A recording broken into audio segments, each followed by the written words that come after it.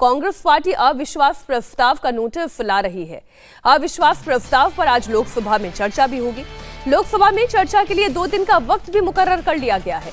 आज लोकसभा में प्रस्ताव आने के बाद संसदीय कार्य मंत्री किरण रिजिजू चर्चा की शुरुआत करेंगे। बीजेपी की ओर से किरण रिजिजू के अलावा रविशंकर प्रसाद, निशिकांत दुबे, अनुराग ठाकुर, तेजस्वी सूर्या अपनी बात रखेंगे। केंद्रीय गृह मंत्री अमित शाह बुधवार को चर्चा का जवाब देंगे।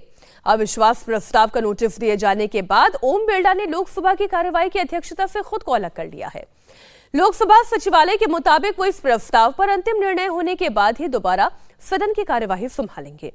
स्पीकर के खिलाफ अविश्वास प्रस्ताव पर चर्चा सोमवार को होनी थी, लेकिन विपक्ष के पश्चिम एशिया के हालात पर सदन में चर्चा कराने की मांग पर अड़ा हुआ था। इस वजह से संसद में लगातार हंगामा होता रहा। सदन की कार्यवाही दिन भर के लिए स्थगित करनी पड़ी और चर्चा नहीं हो पाई। बताया जा रहा है कि आज सुबह 12 बजे चर्चा एक बार फिर से शुरू होगी। अब स्पीकर पर अविश्वास है क्यों, वो भी जानकारी लगातार हम आपको दे रहे हैं, क्योंकि लगातार विपक्ष के सांसदों के बयानों को एक्सपंज किया जाता है। 8 सांसदों को निलंबित किया गया। तो ऐसे में एक नाराजगी ओम बिरला को लेकर विपक्ष में सामूहिक तौर पर दिखाई दे रही है।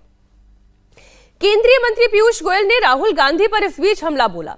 पीयूष गोयल ने राहुल गांधी को फेल्ड नेता प्रतिपक्ष बताया और कहा कि उन्हें ना संविधान की समझ है और ना ही उन्हें रूल बुक की समझ है। उनको स्पष्ट पता है कि स्पीकर के ऊपर पूरे सदन का कॉन्फिडेंस है। उनके खुद के अलायंस के मेंबर भाग रहे हैं इस डिबेट से। इंडिया अलायंस में तोड़फोड़ है, कोई तैयार नहीं है कांग्रेस का समर्थन करने। इसलिए वो एक डिबेट, एक मोशन एडमिट होने के बाद दूसरा मोशन लाकर एक प्रकार से भाग रहे हैं। राहुल गांधी जी एक फेल्ड लीडर ऑफ ऑपोजिशन है। ना कॉन्स्टिट्यूशन समझते हैं, ना नैतिकता समझते हैं, ना उनको कोई पार्लियामेंट के प्रोसेस, प्रोसीजर, रूल बुक किसी में दिलचस्पी है, समझ है।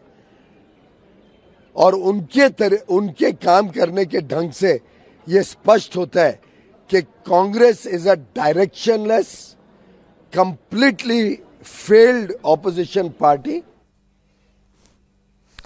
अब कौन डायरेक्शनलेस है, कौन एमलेस है? राकेश जी, राहुल गांधी के अविश्वास प्रस्ताव में कितना दम है? आंकड़ों की जुबानी तो हम बता रहे हैं, एनडीए की ताकत तो इसके सामने ज्यादा भारी पड़ने ही वाली है। लेकिन राहुल गांधी ये क्यों कर रहे हैं? देखिए, 2 चीज़ समझिए। अविश्वास प्रस्ताव का एक इतिहास रहा है कि कांग्रेस अविश्वास प्रस्ताव लाती है और भग जाती है।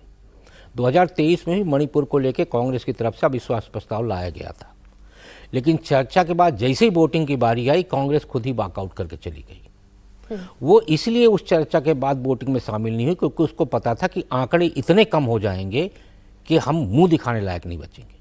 और इस बार भी जो 2026 में लाया गया है लोकसभा अध्यक्ष के खिलाफ विश्वास प्रस्ताव, उसमें भी कांग्रेस को पता है कि इसमें भी हमें मुंह की खानी पड़ेगी। इसलिए पहले दिन जो चर्चा होनी थी, आपके नोटिस के, आपके प्रस्ताव को स्वीकार किया गया, उस प्रस्ताव पर चर्चा निर्धारित की गई, तिथि निर्धारित की गई, और आप उस दिन का उपयोग किस पे ले गए? अपनी वोट की राजनीति के लिए ले गए। और क्या कहा आपने? आप इंटरनेशनल मामला ईरान को लेके आए। अरे जो बात अमेरिका, इजराइल और ईरान नहीं कर रहा कि भारत किसके साथ है, वो बात आप उठा रहे हैं भारत के अंदर से कि आप किसके साथ हैं। सवाल इस बात का है कि भारत की कूटनीति का लोहा जहां दुनिया के तमाम देश मान रहे हैं, आप उस कूटनीति पे संदेह प्रकट कर रहे हैं। तो आज जो है इनकी जो वोट की पॉलिटिक्स है कांग्रेस की, उस वोट की पॉलिटिक्स में न वो इधर दिख रहे न उधर दिख रहे, और इसीलिए स्पीकर के खिलाफ विश्वास प्रस्ताव उनको पता है। पीयूष जी ने जो कहा एकदम सही है कि इंडी गठबंधन ही बिखरा हुआ है। और आप देखिएगा बहुत सारे दल, मैं नाम कहूं तो बता दूं आपको, वो देखिए आपका आंध्र प्रदेश से वाईएसआर बिल्कुल वो वॉकआउट करेगी, कभी नहीं जाएगी कांग्रेस के साथ। नवीन पटनायक की पार्टी बीजेडी बिल्कुल नहीं जाएगी कांग्रेस के साथ।